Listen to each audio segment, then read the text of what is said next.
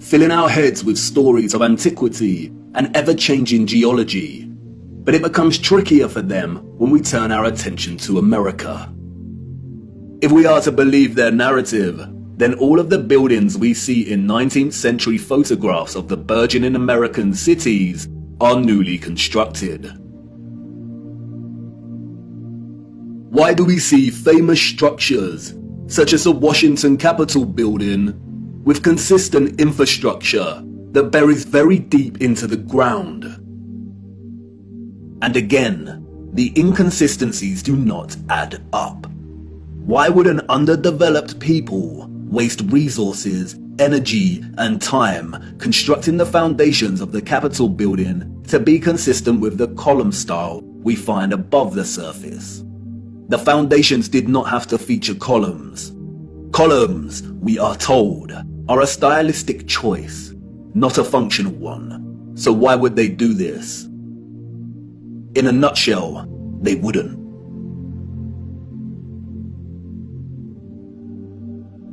We see images that suggest that the people of the 19th century were actually concerned with moving a lot of the vast amount of mud we see, leveling the ground and excavating existing structures.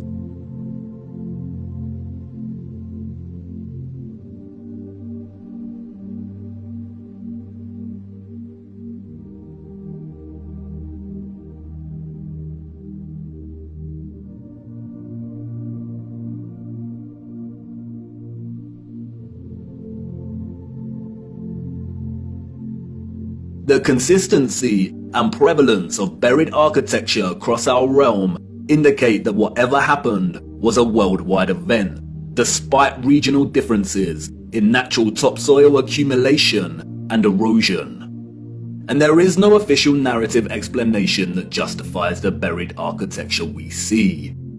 No explanation provided to justify the amount of mud we see in 19th century photographs of our cities.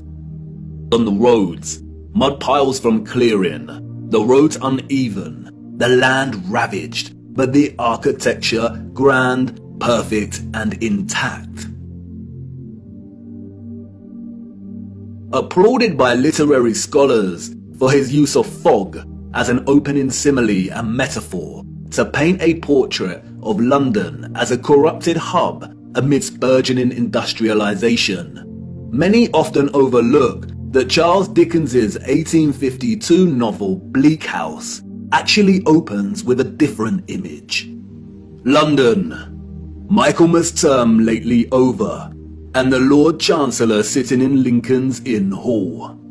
Implacable November weather, as much mud in the streets as if the waters had but newly retired from the face of the earth. Liquefaction caused havoc across Christchurch and the Garter. But these were isolated earthquake events, and only portions of each city were affected. It is not possible for there to have been huge, simultaneous earthquakes around the world during a similar period. Or is it? Even Wikipedia tells us that liquefaction can occur naturally or artificially, from an earthquake or other sudden change in stress condition. Even if this was the case, we do not see the same structural damage to the buildings in the 19th century like we do in cases such as Christchurch and the Garter. Most of the buried architecture we see is intact.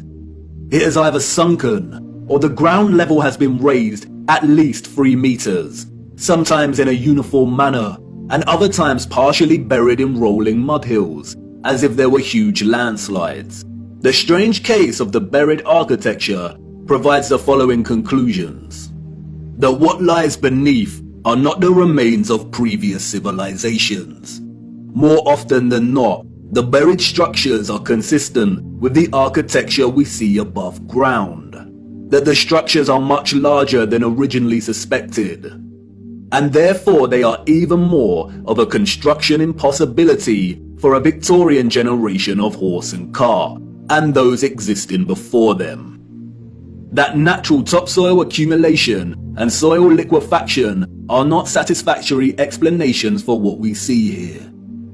Whatever took place had to be something much larger and widespread, such as a natural or artificial earthly cataclysm of sorts. As many of the photographs show, many citizens of the 1800s were responsible for moving much of the mud, leveling the ground, and excavating buildings, which suggests that whatever happened had happened very recently in their past.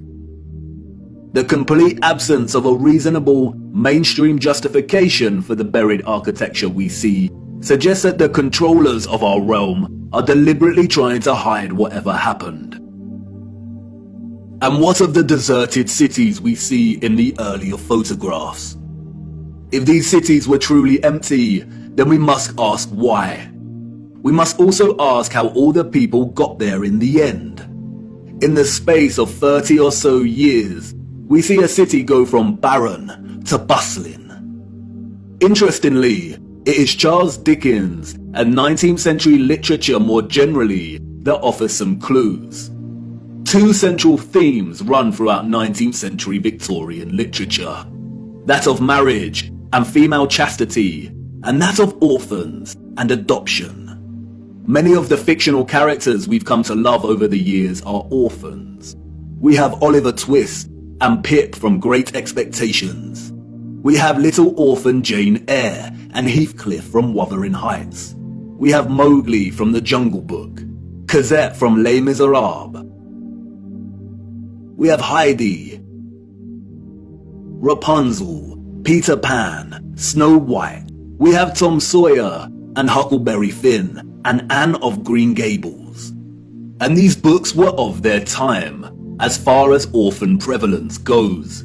The only issue is that these novels romanticize the orphan as a figure dislocated from society by default, and therefore pave their life's path as one of unforeseen opportunity. This was not reality.